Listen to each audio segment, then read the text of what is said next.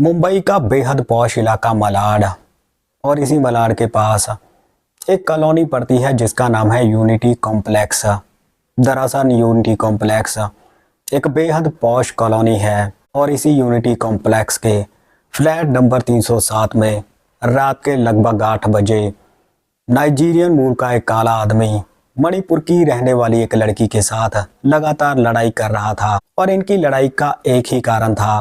दरअसल वो लड़की उस काले को शराब पीने से मना कर रही थी। अब करीब 1 घंटे तक इन दोनों की लड़ाई ऐसे ही चलती है, लेकिन इसके बाद दोनों शांत पड़ जाते हैं।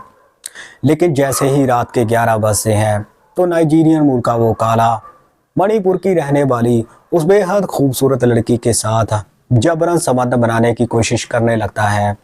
दरअसल वो काला उस लड़की के साथ लगातार अश्लील छेड़खानी कर रहा था।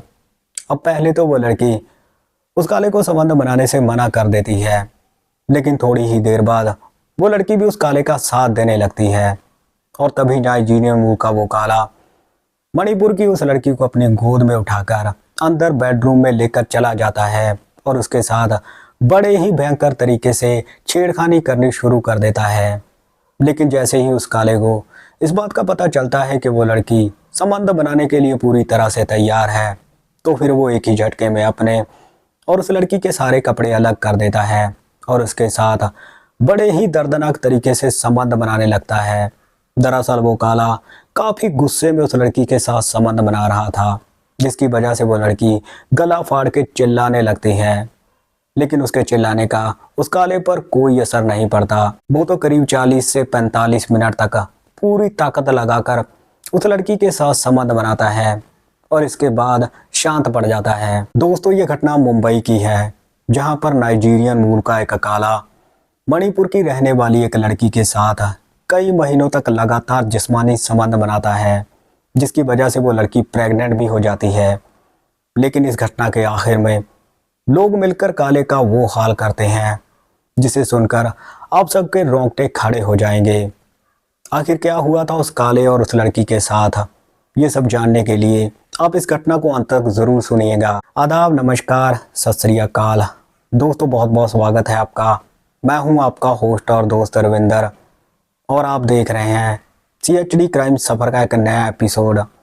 मैं उम्मीद करता हूं आप सब ठीक ठाक होंगे। 27 अगस्त 2008 महाराष्ट्र का ही एक जिला पुणे और इसी पुणे के रहने वाले वीरेंद्र के परिवार में उसकी बीवी के अलावा एक ही बेटी थी जिसका नाम था मायरा 18 से 19 साल की एक बेहद खूबसूरत लड़की थी। वीरेंद्र पुणे की ही एक मल्टीनेशनल कंपनी में एक अच्छी खासी जॉब करते थे और वीरेंद्र की इकलौती बेटी मायरा बीटेक की पढ़ाई कर रही थी। कुल मिलाकर इनकी जिंदगी एकदम बढ़िया पटरी पर चल रही थी।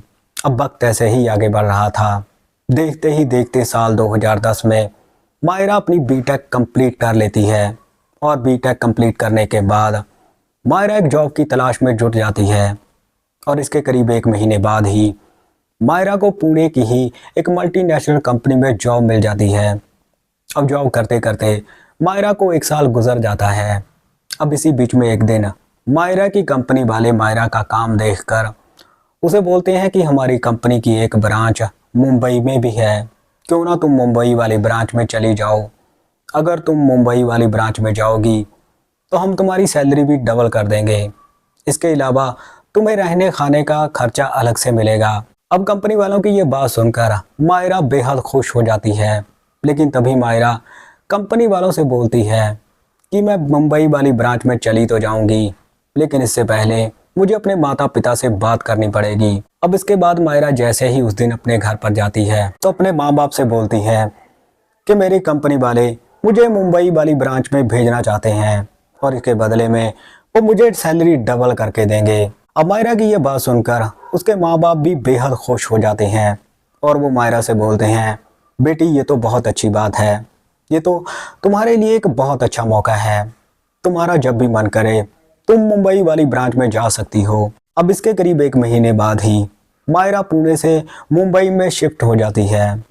अब मुंबई में जॉब करते करते मायरा को 3 महीने गुजर जाते हैं और इसी बीच में एक दिन उसकी कंपनी में काम करने के लिए सिम्पाला नाम का एक लड़का आता है। दरअसल सिम्पाला नाइजीरियन मूल का रहने वाला एक काला आदमी था और सिम्पाला इससे पहले इसी कंपनी की बेंगलोर वाली ब्रांच में काम करता था। अब क्योंकि सिम्पाला मायरा का सीनियर था, इसीलिए मायरा सिम्पाला के अंडर में आ चुकी थी। लेकिन जब से सिम्पाला ने मायरा को देखा था, तब से उसके मन में उसके साथ संबंध बनाने के ख्याल आने लगे थे। दरअसल मायरा दिखने में बेहद सुंदर थी। अब क्योंकि दोनों एक ही जगह पर काम करते थे, इसीलिए दोनों में धीरे धीरे दोस्ती हो जाती है।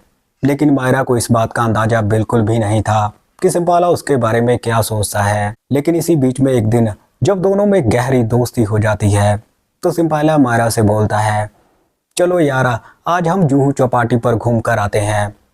मायरा भी इसके लिए तैयार हो जाती है। तभी सिम्पाला एक ऑटो बुक करता है और मायरा को उस ऑटो में बिठाकर जुहू चौपाटी पर लेकर चला जाता है। जुहू चौपाटी पर घूमते घूमते दोनों को उस दिन काफ़ी देर हो चुकी थी। दरअसल दोनों उस दिन काफ़ी ज़्यादा ड्रिंक कर लेते हैं। लेकिन जैसे ही रात के 11 बजते हैं तो मायरा के पैर लड़खड़ाने लगते हैं और तभी सिम्पाला एक ऑटो बुक करके मायरा को उसके फ्लैट में भेजने की बजाय मलाड वाले अपने फ्लैट में लेकर चला जाता है। अब फ्लैट में पहुंचकर सिम्पाला मायरा को किस वगैरह करने लगता है। मायरा भी शराब के नशे में पूरी तरह से मदहोश हो चुकी थी। लेकिन मायरा को इस बात का पता था कि नाइजीरियन मूल के इस काले के साथ संबंध बनाना ठीक नहीं रहेगा, क्योंकि मायरा को इस बात का भी पता था कि ये लोग बड़े ही अलग तरीके से संबंध बनाते हैं।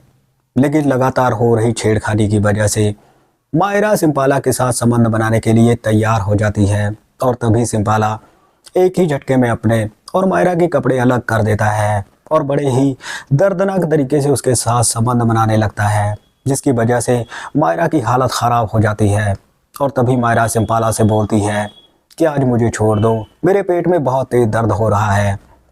अब मायरा की ये बात सुनकर सिम्पाला उस समय तो मायरा को छोड़ देता है। लेकिन जैसे ही अगली रात होती है तो उन दोनों का खेल फिर से शुरू हो जाता है और इसके कुछ दिनों बाद तो सिम्पाला मायरा को अपने फ्लैट में ही शिफ्ट करवा लेता है। अब फ्लैट में शिफ्ट होने के बाद दोनों पति पत्नी की तरह रहना शुरू कर देते हैं। अब इन दोनों में संबंध बनाना एक आम बात बन चुकी थी।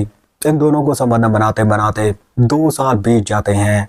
लेकिन इसी बीच में एक दिन सिम्पाला का मकान मालिक इनका दरवाज़ा खटखटाता है और जैसे ही सिम्पाला दरवाज़ा खोलता है तो मालिक आओ देखता है ना ताओ देखता है। वो सिम्पाला से बोलता है, तुम अभी की अभी मेरा फ्लैट खाली कर दो, क्योंकि तुम दोनों ने ही इस कॉलोनी में गंद मचा रखा है। अब मकान मालिक की ये बात सुनकर सिम्पाला उसे कुछ नहीं बोलता और इसके कुछ ही दिनों बाद सिम्पाला मायरा को अपने साथ लेकर मुंबई के गोरेगांव में शिफ्ट हो जाता है। अब गोरेगांव में जाकर भी इन दोनों का खेल वैसे ही चालू रहता है। लेकिन इसी बीच में एक दिन सिम्पाला मायरा से बोलता है कि उसे नाइजीरिया में कोई ज़रूरी काम है। अब इतनी बात बोलकर सिम्पाला मुंबई से नाइजीरिया में चला जाता है। लेकिन इसके बाद मायरा जब भी उसके मोबाइल पर कांटेक्ट करने की कोशिश करती थी तो उसका मोबाइल नंबर मिलता ही नहीं था। मायरा ने कई बार सिम्पाला के साथ कांटेक्ट करने की कोशिश की थी, लेकिन वो कभी भी सफल नहीं हो पाई। फिलहाल मायरा की शादी हो चुकी है और वो अपने 2 बच्चों और पति के साथ बेंगलोर की ही एक मल्टीनेशनल कंपनी में जॉब करके अपनी आगे की ज़िंदगी जी रही है। लेकिन जब भी उसे सिम्पाला की याद आती है तो उसके रोंगटे खड़े हो जाते हैं। तो दोस्तों, ये थी आज की घटना। बाकी इस घटना के बारे में आपकी क्या राय है? आप अपनी राय कमेंट सेक्शन में ज़रूर रखिएगा। इस घटनाक्रम को सुनाने का मकसद किसी को परेशान करना या दुखी करना नहीं था। तो मिलते हैं किसी और घटना में। तब तक आप अपना ख्याल रखिए, सतर्क रहिए। जय हिंद।